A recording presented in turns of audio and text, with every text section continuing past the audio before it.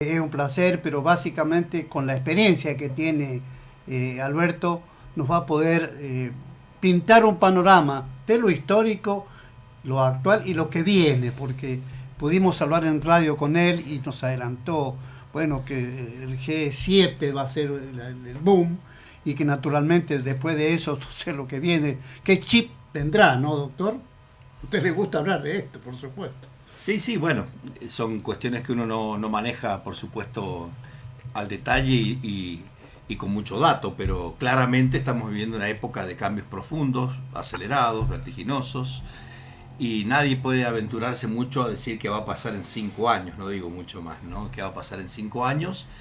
Y sobre todo a nivel de conocimiento científico que se está duplicando, por ejemplo, en medicina en este momento cada 7 años, y se calcula que en el 2035 se va a duplicar cada 12 horas. Eso es un crecimiento que nunca la humanidad estuvo acostumbrada, es un verdadero cambio de paradigma y habrá que ver cómo lidiamos con eso y cómo nos acostumbramos a eso, ¿no? A que lo que estamos aprendiendo va a ser caduco en muy poco tiempo.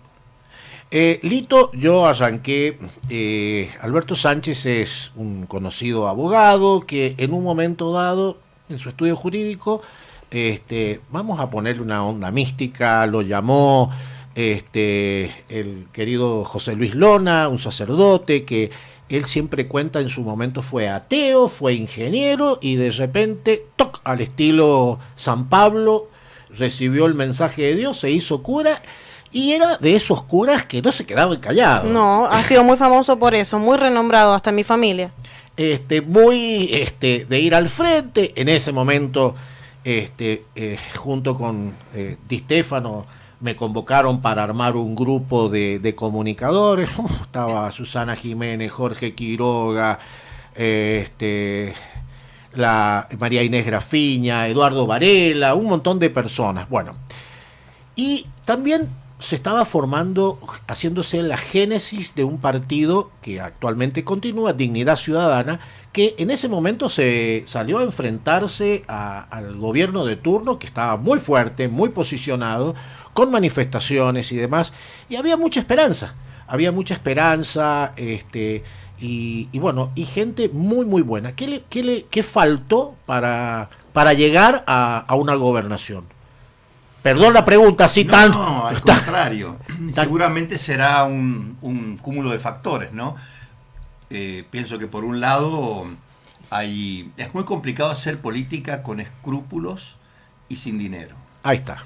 Es muy difícil cuando uno quiere hacer una carrera política, me refiero a un partido, siguiendo determinadas convicciones y principios, sin claudicar en ese sentido, y con recursos acotados. Entonces, claro, eso es complicado. Y por otro lado, algo habremos hecho mal seguramente nosotros, y también la impronta que tienen los partidos tradicionales en San Juan. No es sencillo que un partido nuevo tome la posta y pueda desbancar a partidos que son muy tradicionales, como ha sido el peronismo, el bloquismo, la cruzada en San Juan. Nosotros hicimos y seguimos haciendo el intento de aportar lo nuestro en la política. No necesariamente esto implica o hace falta ganar una elección y ser gobernador. Hoy nuestro partido integra la coalición que gobierna San Juan. Nuestro presidente actual es el ministro de la Producción, Gustavo Fernández. Nuestra vicepresidenta es Mónica Lobos, concejal en Capital. Y bueno, tenemos responsabilidades de gobierno y lo estamos tratando de llevar de la mejor manera. Esto está claro y es lo que queremos hacer. Después cómo responde la sociedad ante esto es algo que claramente uno no puede controlar, ¿no? A mí me gustó mucho la valentía, me gustó mucho el compromiso de gente que no lo necesitaba, que no necesitaba involucrarse en la política. Muchos abogados renombrados, el caso de Lito, que bueno, se involucraron, dijeron acá estamos, esta es nuestra propuesta. Y creo que en nuestra sociedad, que estamos hablando siempre con Carlos, con Paula, de que tiene que haber nuevos dirigentes, que tiene que haber nuevas caras y demás, es la oportunidad de seguir sembrando todo esto a través de los principios que tiene Dignidad Ciudadana. Pero hemos notado, y esto lo conversábamos con Lito, con Paula, con Carlos en la radio, esta apatía que tiene la juventud, esta apatía de no incorporarse, sí, esta falta de, mejor me voy, O el famoso, no te metas, ¿para qué? Si la política es sucia. En realidad la política no es sucia. Los hombres son los sucios. Los hombres son los que corrompen todo. La política tiene que alimentarse, retroalimentarse de política, la democracia también, de participación. Lo hablábamos también con Rodolfo Colombo, la famosa Franja Morada, la JP, las juventudes que participaban. Y la gente tiene también que estar comprometida, involucrarse. Ahí está el tema, Paula. Es que es un conjunto. Claro, y además lo más importante de Dignidad Ciudadana, que la propuesta que tenía ese partido, que actualmente integra el gobierno de San Juan, está a la cabeza de él, Gustavo Fernández, que es el ministro de la Producción. Muy buena persona. Creo que lo importante nació como una verdadera propuesta, era de avanzada. Sí. Y el doctor que nos visita ahora se encargó de elaborar, de planificar algo que él mismo presidió y que también él fue candidato a gobernador. Me pareció novedoso, pero además era de avanzada en muchas cosas, doctor. Sí, muy sólido también. Sí, lo primero que hicimos en el año 2003, cuando fui candidato a gobernador, fui 2 veces, fue elaborar un plan de gobierno para la provincia de San Juan, que fue el Plan Dignidad, que tenía el desarrollo de una política de gobierno para la provincia en cada uno de sus ministerios. Entonces ahí nosotros volcamos lo que pensábamos que había que hacer en materia de política para San Juan, con la prioridad número 1 en educación, ¿no? Que sigue siendo la prioridad y siempre va a ser la prioridad número 1. Entonces, entender que pasa por ahí. Decía Sarmiento, todos los problemas son problemas de educación y pasa por la educación. Entonces me da la impresión que hasta que los gobiernos de San Juan no transformen la educación en una política de Estado, que acá hay una confusión que me gustaría aclarar, porque hay gobiernos que dicen, para este gobierno la educación es una política de Estado. No existen políticas de Estado para un gobierno. Tiene que haber una política de Estado para la provincia, para un país. Permanente. No, y permanente, que la sigan los gobiernos de distintos signos políticos, para que se transforme no en una política de gobierno, sino del Estado. El famoso pacto de la Moncloa que se armó en su momento en España. Que no lo tenemos nosotros. Fíjense que, por ejemplo, en clases, cuando uno le pregunta a los alumnos, a ver qué política de Estado tiene Argentina, enseguida dicen Malvinas, respetada por todos los gobiernos desde hace 30, 40 años o más. Muy bien, pongamos Malvinas. Pongámosle. Pongamos. Sí. ¿Qué otra? No aparecen políticas de Estado que uno tenga recuerdo de hace 30, 40, claro, 50 años que se mantengan hasta sólidas, la fecha. sólidas. Claro. No hay un solo país en el mundo que pueda progresar sin políticas de Estado. Porque lo que inicia un gobierno viene el siguiente y lo cambia, quiere empezar de cero, no le gusta. No se puede progresar así, no se puede salir adelante así. Por Entonces, supuesto. es absolutamente necesario tener políticas de Estado y la primera tiene que ser educación. Por eso a mí me da la impresión de que hace falta un acuerdo en San Juan, por lo menos porque ahora la educación, la política educativa es provincial, y que todos los partidos políticos y las fuerzas vivas de la provincia acordemos un plan educativo para San Juan en adelante. Esto del San Juan 20 no sé cuánto que se planteó y todo 2030 se dijo. 2030 Bueno, quedó. una agenda 2030. Es una agenda, bien. Bien. Quedó ahí una Bueno, y qué agenda nova. oportuno, sí, y qué oportuno que haya mencionado a Sarmiento, el 11 de septiembre se lo conmemora, ¿no? Exactamente. Y bueno, creo que desde siempre, ¿no? Empecemos hoy día, ¿no? Pero desde siempre se lo debió mantener un poco más fresco en la memoria, más presente. Así que... Bueno, hay que recordar que Sarmiento hace el primer censo nacional. Totalmente. Ese censo dio que prácticamente el 80% de los argentinos analfabetos. eran analfabetos. Y entonces él lanza esta política educativa como prioridad 1 y edifica en la República Argentina construye una escuela cada 2 días de presidencia. Cada 2 días de la presidencia de Sarmiento se inauguró una escuela. Esa es la cantidad, no es que día por medio, pero digo la cantidad de escuelas. El promedio fue 1 cada 2 días de presidencia. Miren si eso no era una prioridad para la Argentina de Sarmiento. Después, esto duró más o menos hasta 1930, a partir de ahí... La década infame y todo eso. Sí, a partir de ahí empieza una decadencia que no logramos superar, ¿no? Yo he escuchado a muy pocos políticos, Carlos, Paula, decir los docentes tienen que ser los que más ganan en este tabulario de los sueldos. Por supuesto que sí. Imagínate si vos estudiaste un montón de años para ejercer tu profesión y te encontrás con que no te alcanza para fin de mes. te encontrás con que desde casa tampoco los padres tienen mucho compromiso, que los chicos vienen rebeldes, vienen con mala educación. Entonces, su trabajo queda frustrado. Si ellos no tienen ganas de tener vocación por lo que hacen. Al ser más retribuidos, por supuesto que sí. Por supuesto que deberían ganar más que cualquier otro. Porque son los que están educando a nuestros hijos. Son los que están haciendo bases. Y tenemos Paula, ahí nomás se le desfigura la cara. Uy, perdón. Me dijiste que te dijera. Sí.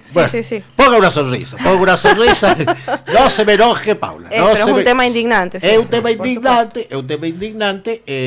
Bien. Tenemos senadores que se han aumentado, aprovecharon, no sé qué pasó en estas sesiones de vamos a meter tantos vetos, y entró un aumentito para los muchachos que ganan 10 millones, más de 10 millones los senadores, se quejan con una caradurez de que los docentes ganan en enero, mientras los muchachos también le pagan en enero. Le pagan en enero. ¿Usted ha visto algún reclamo de algún senador? Che, no me pagaron en enero. ¿Y qué hacen en enero? Yeah. Pero por supuesto, ¿a dónde vas a estar? En enero están en el Caribe. Hay un senador de San Juan que se ha enojado y dice, yo no me puse el sueldo. Pregúntenle a Villasuel. Dígalo con nombre y apellido, si lo han dicho en todos lados. Ya lo voy a decir. Sergio Uñac. Expóngalo, ya pues. lo voy a decir yo cuando corresponda. Bien. Entonces, le voy a preguntar. La vicepresidente no pone los sueldos, ni dice cuánto es. Que fue gobernador y que es Sergio Uñac, pero básicamente, y gracias a una presentación que hubo, no repitió el mandato, hubiera sido una vergüenza, pero básicamente enojado él con la pregunta, nada más y nada menos como que él no se había asignado. ¿Qué somos estúpidos?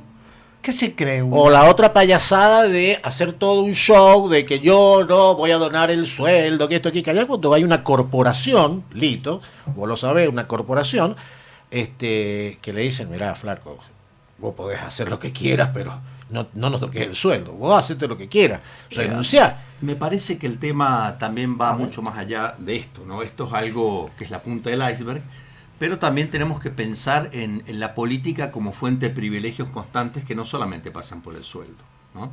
Por ejemplo, ¿por qué un político en funciones de gobierno, de cualquier lugar que estemos hablando, por qué tiene que tener un doble estacionamiento? ¿Por qué tienen que haber lugares reservados para estacionar? ¿Por qué tienen que recibir entradas de regalo de cuanto espectáculo público o privado se celebra en la provincia? ¿Cuándo pueden pagarlo? Porque, por supuesto. Entonces, si ya ponen excusas para ir a trabajar, ¿te imaginas? Si no encuentran estacionamiento, claro, van a tener otra. No, pero en serio, todos los privilegios que trae aparejada la política son negativos. Nosotros tenemos que pensar en que la política tiene que servir a la gente, no ser un lugar de privilegio. Y mientras eso no ocurre, nosotros claramente estamos en contra de esa forma de hacer política. Necesitamos políticos que den el ejemplo a la sociedad de que terminan con todos los privilegios. Y son muchos los privilegios. Y todos estos recursos que estamos hablando, estas cosas que estamos diciendo, se les restan a la educación, se les restan a la salud pública. Fíjense ustedes, el otro día hablamos de un tema interesante. ¿A quién se le podría ocurrir una huelga general de médicos de los hospitales públicos? No atendemos porque estamos de huelga, todos los médicos de los hospitales públicos. Entonces uno, pero es que se me muere mi marido, tuvo un accidente, y mire qué mala suerte, cómo va a tener el accidente hoy, estamos de paro, se va a morir. ¿A alguien se le ocurre que eso puede existir? No, ¿cierto? Bueno, una huelga de seguridad. Sí existió eso. Una huelga de seguridad de todos los policías que digan voy a estar 2 o 3 días de huelga, la policía. Acuartelamiento de la policía. Ha existido y los resultados se han visto. ¿Por qué se admite la huelga en la docencia, en la educación? Con tanta naturalidad como no se admite en la salud y en la seguridad. Eso nos tenemos que preguntar. ¿Por qué le decimos a un médico usted no puede hacer huelga porque se muere alguien o no puede curar a alguien o a un policía porque los ladrones van a salir a la calle? Y no nos preocupa tanto que nuestros hijos no reciban educación, porque eso que después se recupere el día de huelga no es verdad. Porque los prefieren vivos antes. Se perdió y se perdió. Antes claro. Que sí, pero igualmente yo preferiría estar muerta antes que ser una burra, discúlpeme. Es que no se dimensiona el valor de la educación. La educación es brindarle a otro las herramientas para que pueda construir su propio proyecto personal de vida. O sea, no es poca cosa. Es prioridad. Y se comparte entre la casa y la escuela. Entonces no se puede abandonar a los docentes, no se pueden abandonar a la escuela hoy en día. Es imposible. Tenemos que tener conciencia y darle a la educación el valor que tiene y el lugar que merece. Vamos a ir a una pausa, vamos a dejarle varias preguntas, la famosa pelota envenenada. Lito ya está acostumbrado, aparte sabe que lo queremos mucho, así que lo vamos a apretar para que diga las cosas que no dice normalmente otros medios. Ya empezó a decir cosas. Me encanta. Me encanta. No, vuelvo a decir, fíjate el nombre del partido, Dignidad. Dignidad y Ese nombre Ciudad. lo puso un colega de ustedes que ustedes han querido seguramente mucho, que fue el Juan León Roldán Moreno. Él fue el que puso el nombre, sí. Sí. Bien. Falleció hace... Y ahí nomás ustedes aceptaron, me acuerdo, yo participé en algunas primeras reuniones. Por ustedes que supuesto. Haciendo por historia, supuesto, me Carlos, invitaron. siempre. Hasta que me lo echaron. invitaron. Siempre. No, me invitaron. Me pareció que era una nueva manera de plantearse. Ojo, ya les va a contar, ya lo he contado en radio, de muchos anticipos. Que En esa época cambio. nacieron muchas agrupaciones, porque fue el que se vayan todos, el año 2002, 14 de febrero se fundó Dignidad Ciudadana, y de todo lo que surgió en aquel momento, lo único que Quedó. persiste es Dignidad Ciudadana. Y es por la gente, es por la buena gente. Bien, le damos la bienvenida a la escribanía de Carlos Quevedo Mendoza, José Peluc Pérez, nuestros escribanos amigos, así que nosotros damos fe. Claro, Por supuesto. tenemos que dar fe. Damos fe. Bueno, Hacemos vamos. la pausa. Vamos a la pausa y Ya nos reencontramos nuevamente con el doctor Alberto Sánchez porque tenemos muchas preguntas. Exactamente. Más que